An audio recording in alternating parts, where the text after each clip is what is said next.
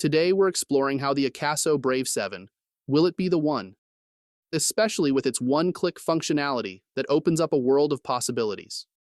Whether you're a vlogger, an adventure seeker, or a creative enthusiast, this video will cover everything from the Brave 7's features to its expansive ecosystem of accessories and mobile editing capabilities. Stay tuned as we answer your most pressing questions and show you why the Akaso Brave 7 could be your next go-to camera. Make sure to watch until the end to not only learn about all these features, but also see them in action through some real-life footage. Now, am I a camera geek? I guess I would say yes, so I will give you my honest, everyday opinions on all of it, but not in the technical terms as much as talking to a majority of you with just plain facts and thoughts. The Akaso Brave 7 enters the action camera market as a feature-rich, yet budget-friendly option. This review takes a closer look at how it stacks up in practical use, beyond just its technical specifications. I have to do an unboxing for you because of how they packaged it, but also to see all the accessories that come with it at no extra charge. Plus, I will go over some other accessories that will complete your list, I'm sure. As you can see, it comes in a very presentable package that not only looks good, but sturdy. Let's get this dude opened and see why it's in a tall box.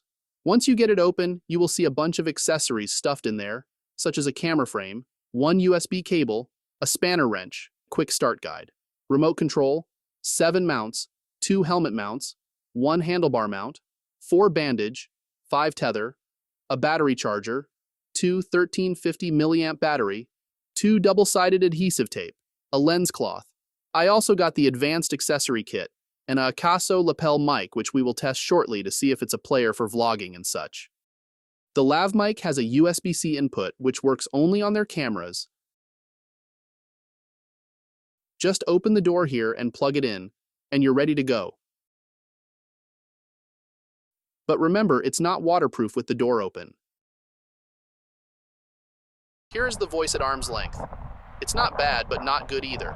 And if there is any wind, it is not that good. I can plug in the lav mic, and this is what it sounds like. Much better, and something a vlogger will want, especially in noisy areas. The Brave 7 sports a design that nods to the familiar GoPro aesthetic, but manages to maintain its unique identity. Its robust build suggests durability, and the camera feels solid in hand, an essential quality for action-packed adventures. The dual screens, one on the front and one on the back, are particularly useful for framing shots from different angles, whether you're behind the camera or in front of it. If you are wanting to become a content creator, please hang in there for a few more minutes, and I will give you my opinion on that. Here is the Brave 7 LE.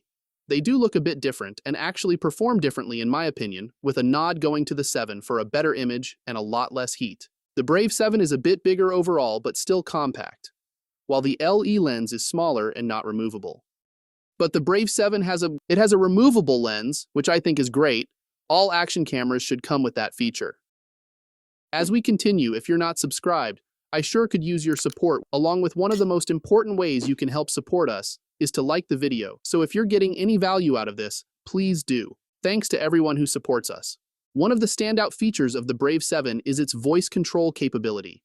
Commands like Akaso Take Photo and Akaso Video Start allow for hands-free operation, which is invaluable during activities where you can't spare a hand to press buttons. The inclusion of a 2.4 GHz wireless remote with an LCD display that indicates the recording status also enhances the usability, especially for solo content creators who need to manage everything themselves. The integration with the Akaso Go app is smooth, enabling not just shooting, but also on-the-go editing and quick sharing from the device directly to a smartphone. This feature will appeal particularly to those who like to share their adventures in real time. In terms of performance, the Brave 7 delivers solid results. It is equipped with a Sony IMX458 CMOS sensor and a HiSilicon 3559 V200 chipset, complemented by an ARM Cortex-A7 microprocessor. This combination allows the camera to capture sharp images and smooth videos across various resolutions, from 4K at 30 frames per second down to 720p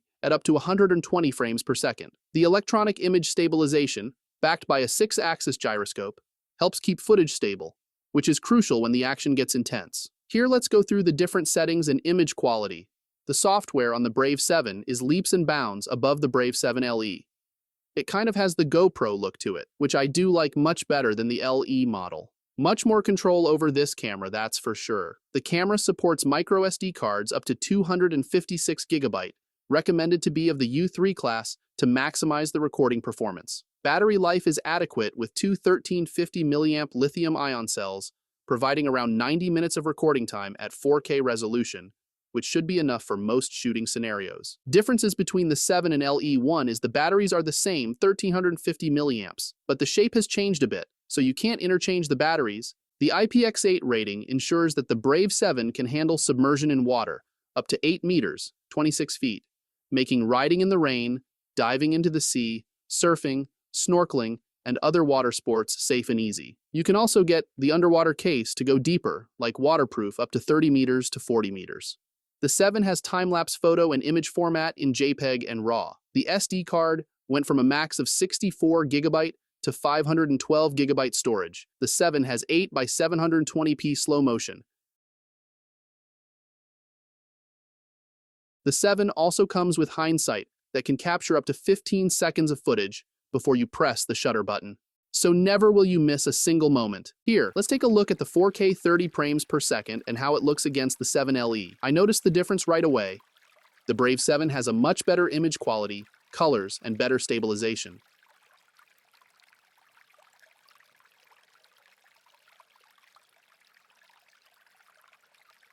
And let's take a look at a few others.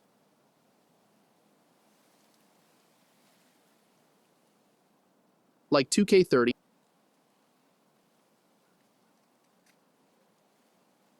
next 1080p 30,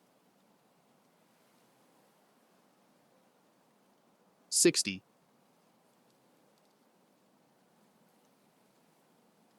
120. All in all, as a beginner content creator, I think this camera will work good for you for an all-around action camera. As for anyone else out there, if you are looking to get into the action camera adventures, I would say the Akaso Brave 7 is a good addition. Not a great one, but a good one that may be all you need, and for the price of $170, you get way more than you pay for in my opinion. I have been using it more than my GoPro because it seems to overheat too much and stops working, but I have not experienced overheating with the Brave. I will have links in the description if you want to get more information. Thanks, and I will see you on the next one.